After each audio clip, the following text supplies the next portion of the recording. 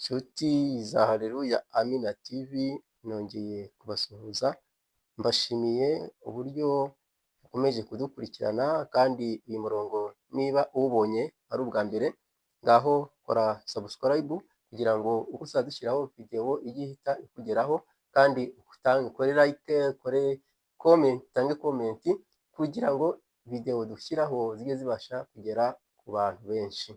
Kandi tubashimiye uburyo mukomeje kudukurikirana ndetse mukora na subscribe.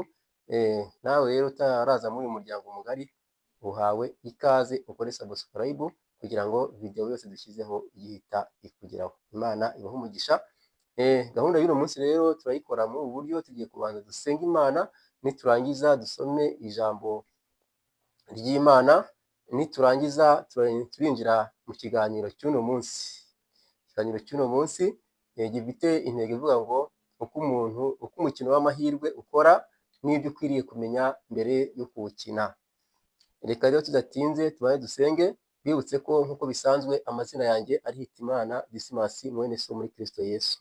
Mana turagushimye, tugushimiye ko utajya udutererana, tugushimiye ko wabaye wabanye natwe, tugushimiye ko waba waturinze ukatwongeraho umunsi mukuru kwacu. Ni ukuri ushimwe kuko imbabazi zawe nizo zituma tudashiraho. Ngaho umugisha abadukurikiranye bose, kandi umugisha abanyarwanda muri rusange, umugisha abantu bose waremye ubagiriye neza. Akoze kubyumvishe mu izina rya Yesu Kristo tugusabye, amen. Tugiye gusoma ijambo ry'Imana rero. Turasoma urwandiko rwa mbere Pawulo yandikiye Abakorinto. Turasoma ibice byaho 6. Urwandiko rwa mbere Pawulo yandikiye Abakorinto, ibice byaho 6. Turasoma n'umurongo wa 12. Haranditse ngo byose ndabyemererwa, nyamara ibingirira akamaro si byose. Byose ndabyemererwa, ariko sinzategekwa n'ikintu cyose. Byose ndabyemererwa, nyamara ibingirira akamaro si byose. Byose ndabyemererwa, ariko sinzategekwa n'ikintu cyose. Imana rero ibahe umugisha. Reka twinjire mu kiganiro cy'uno munsi kivuga ngo imikino y'amahirwe ndetse n'ubutekamutwe bukorerwa mu mujyi. Abantu benshi bakunda gukina imikino y'amahirwe, ariko nk'uko izina ryayo ribivuga, kuko ni imikino y'amahirwe. Ni umukino ushobora gukina muri benshi, ariko hakaba hatsinda umwe cyangwa se babiri, ugashyira muri abantu 1000, hakaba hatsindamo umwe cyangwa babiri. Nawe iyumvire, ni imikino y'amahirwe, ni imikino ishobora kuguhombya, ni imikino ishobora kukubuza umwanya wawe, ikagutesha igihe. Mbese umuntu aba akwiriye kuba maso akamenya uburyo abyitwaramo, kuko byonyine niyo utahomba amafaranga, n'igihe ushobora guhomba ni kinini, ndetse ugahomba ibyawe bikaba byahashirira, ibinyabiziga byawe bikaba byahashirira, inyubako zawe zikaba zahashirira, ugasanga mu rugo byinjije ubukene, ugasanga mu rugo cyateje ibibazo. Umuntu yakwibaza ati ariko se n'umukristo akwiriye gukina imikino y'amahirwe? Aba ari ibintu byo kwitondera.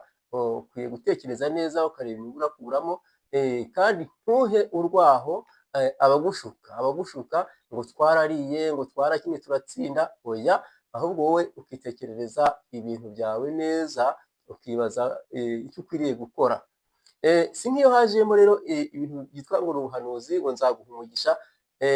Imana yaravuze ngo izaguha umugisha, ukashaka kujya kugerageza ngo ayo mahirwe ngo niwo mugisha Imana yakubwiraga. Ndagira ngo nkwibutse ko umugisha Imana ivuga ntabwo ari amafaranga yonyine. Umugisha si amafaranga yonyine, no kubaho bugacya bukira ni umugisha, no kuba mu bandi, no kubyara, no gukora imirimo itandukanye ikaguhira, nabyo ni umugisha. Umugisha rero ntabwo ari amafaranga yonyine. Noneho hariho n'ubutekamutwe. Umuntu akaba yaguhamagara kuri telefone ngo watsindiye amafaranga, ngo wabonye amafaranga, ngo tanga, ngo hereza, ngo kanda, ngo kugira ngo imashini zibashe kuyakira neza. Oya, nawe mwene data, ushyira mu gaciro, ujye wibaza uti uwo muntu wampaye amafaranga, watumye ntsindira amafaranga, akaba adafite ayo gushyira mu mashini ngo ibitunganye neza, uwe ni muntu nyabaki? akenshi bakunda kwitwaza leta, bakitwaza ibigo runaka, ariko ujye ugira ubwenge usenga Imana kandi umenye ko mu mujyi nta muntu uba waraje kugira ngo azagufasha. Oya, Imana yonyine niyo ikwiriye kubana nawe.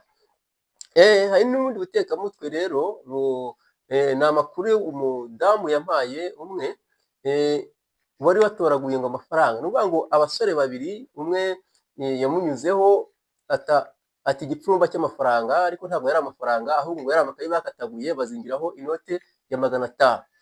Amaze kuzingira inote ya 500, uwari uri inyuma abwira uwo mugore ati rero mpereza ayo mafaranga, mpereza aya mafaranga tuyabariye aha ngaha, nyirayo ashobora kuhadusanga. Reka wowe nsigira telefone yawe, njye nta telefone mfite, unsigira n'andi mafaranga make ufite, noneho ujyane ayo mafaranga ahandi hantu, ndagusanga uhita utega akamoto byihuse, ndagusangayo, ndetse akiri inote y'igihumbi nkwishyurire.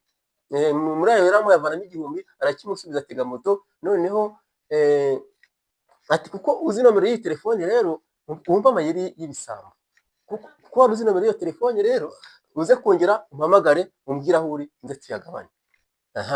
Umugore kuko abonye icyo gipfurumba yumva afite ishyushyu, yumva ko akize, ariko nyamara si wari umukiro, ahubwo yari imitwe, ahubwo byari ubutekamutwe.